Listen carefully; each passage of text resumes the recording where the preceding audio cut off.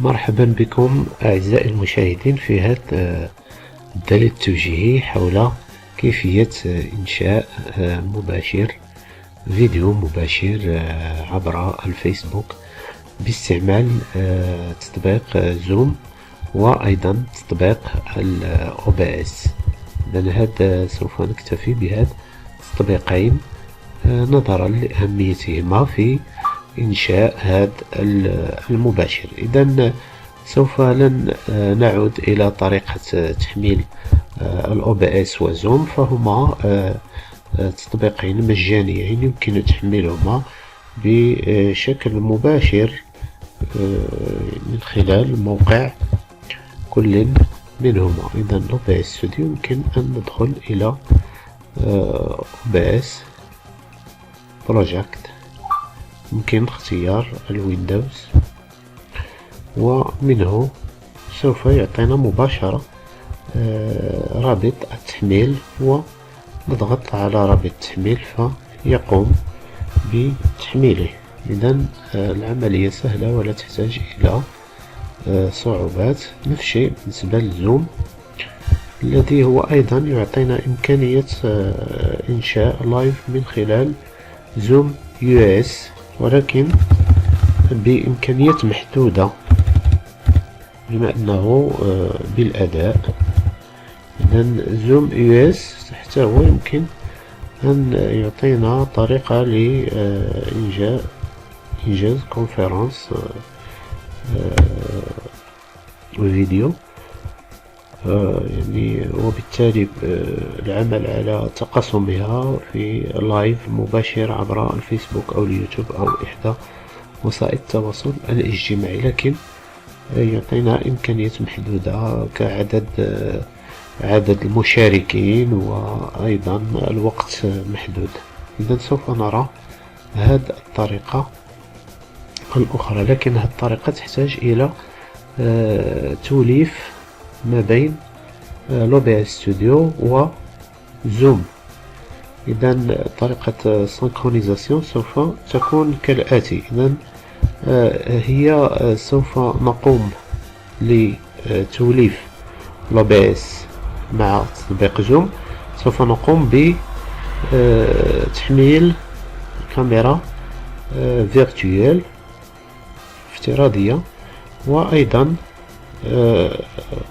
دي كابل أحبال للتواصل الصوتي، سواء بالنسبة للميكرو لونتري أوديو أو بالنسبة للسورتي أوديو الهو بارلور. دونك هاد لي كابل هادو غادي نشوفو كيفاش العمل على تحميلهما و يعني القيام بالكونفيغوراسيون عبر OBS وزوم. إذن سنفتح OBS Studio. إذن وقلنا تطبيق مجاني، ونقوم بعملية البارامتراج ديال هذا التطبيق هذا. إذن كما تشوفوا كاين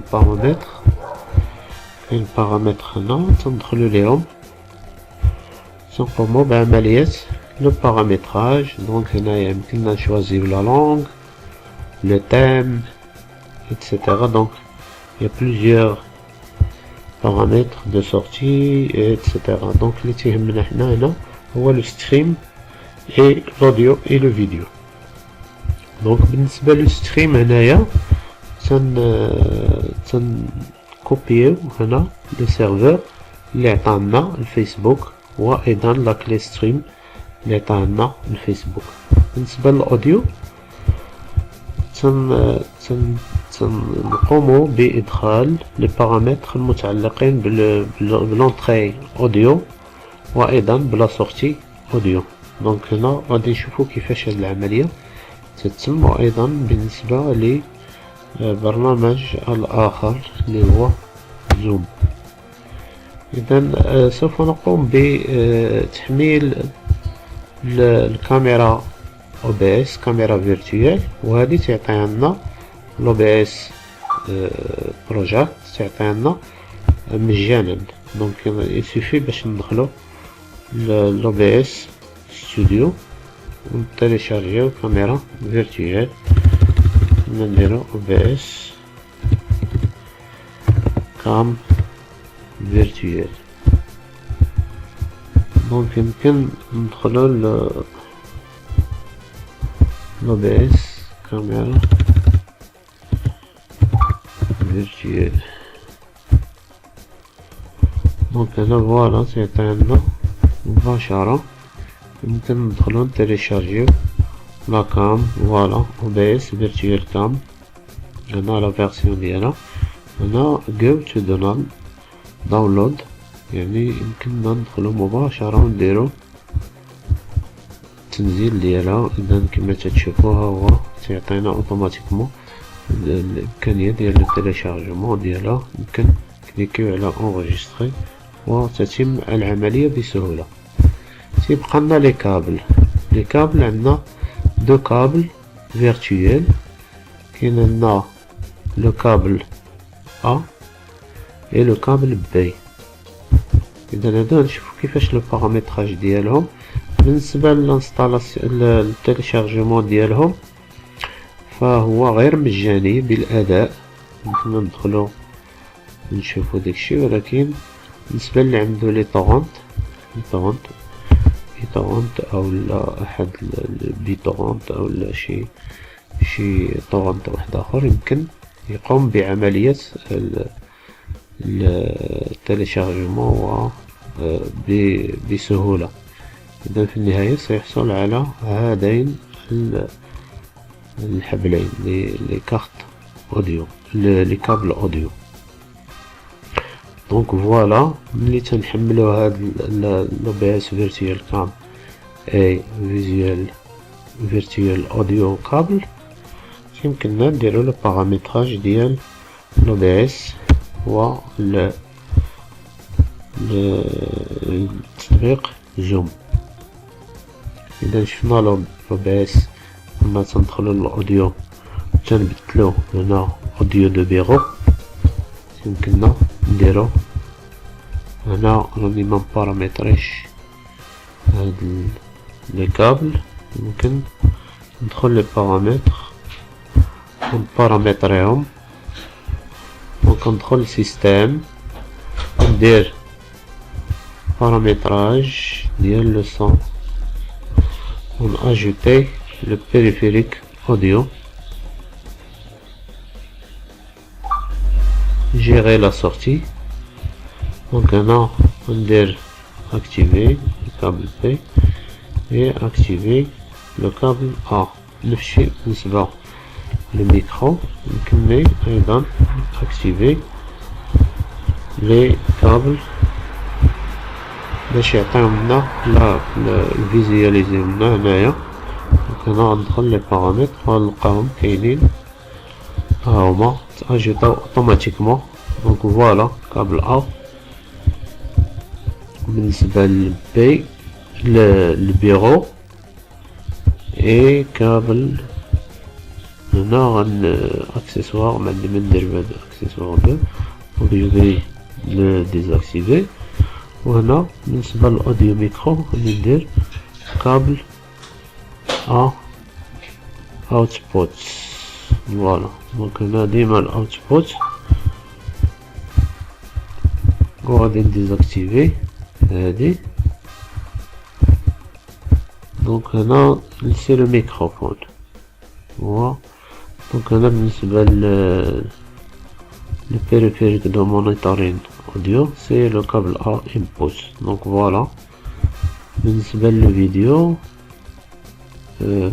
la résolution وعلى حساب كل جهاز يعني ماشي كلشي بحال على حساب لي بيرفورمانس ديال الأجهزة.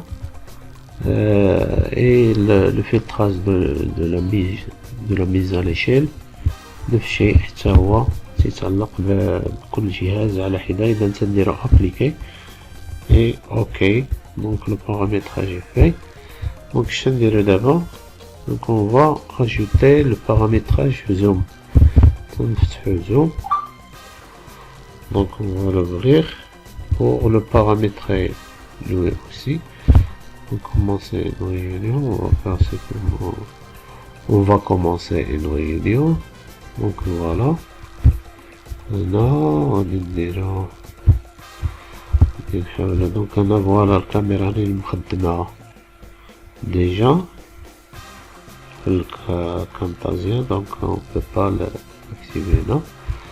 Donc je vais faire le paramétrage.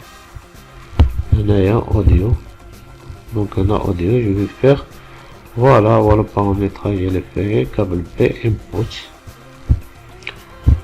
on a le câble, je vais faire le câble A output. Voilà, donc là c'est fait le paramétrage. Donc je vais le fermer. Voilà, donc la synchronisation est faite. D'abord نشوفو كيفاش نجمعو بين les deux، كيفاش نجمعو بين الاثنين. دونك غندير لكم نجيب وحده، هنا لا سين، on va choisir la scène ديالنا ونسميوها ونختارو اجوتيو. بالنسبه لنا هنا خديت اون ايماج، j'ai ajouté une image هنايا la sortie la source. Donc je peux ajouter une autre scène les sujet et je fais ajouter capture audio sortie et capture de fenêtre. Pour la capture de fenêtre le partage de la cam, donc je vais double cliquer et je vais choisir automatiquement atteindre le lien là, le zoom réunion pour atteindre l'idée de participants. Donc voilà, on a déjà activé le partage de les deux. Donc je vois la même chose la caméra activée, donc je vais voir la même chose ici. Donc voilà, je vais cliquer sur OK. Donc maintenant il est activé d'abord le partage entre les deux applications. Donc هذه الطريقة. تنمشيو الآن باش نديرو لو لايف، تنمشيو للفيسبوك اوتوماتيكمون، تنفتحوه، تندخلو، تنديرو اما تمشيو ديريكتومون اون ديريكت من هنا، اولا تمشيو للأوتي دو بوبليكاسيون، تنكليكيو عليها على الأوتي دو بوبليكاسيون. ملي تتبان لنا لاباج تندخلو لي فيديو. دونك on va choisir فيديو هنايا، ومنها يمكننا ندخلو نديرو اون ديريكت، وغيعطينا ديك الساعة لي بارامتر اللي غندخلو في l'OBS. دونك لي بارامتر، دونك on va trouver les paramètres هنايا عطاونا فيسبوك. Donc maintenant voilà, هما هادو les paramètres. Donc je vais le copier بالنسبة للURL du serveur، je vais la copier et dans la clé de stream je vais la copier وغادي نكوليهم هنا في l'OBS. غادي نمشي لي paramètres وغادي ندخل ستريم، وهنا je vais coller le stream de l'URL اللي عندي في le serveur، وهنا غادي نكولي لو كلي دو ستريم وندير ابليكي و اوكي. كوم سا اون سوري اون لايف ان شاء الله، وبالتوفيق للجميع، وشكرا على حسن تتبعكم، والى اللقاء في فيديو قادم بحول الله.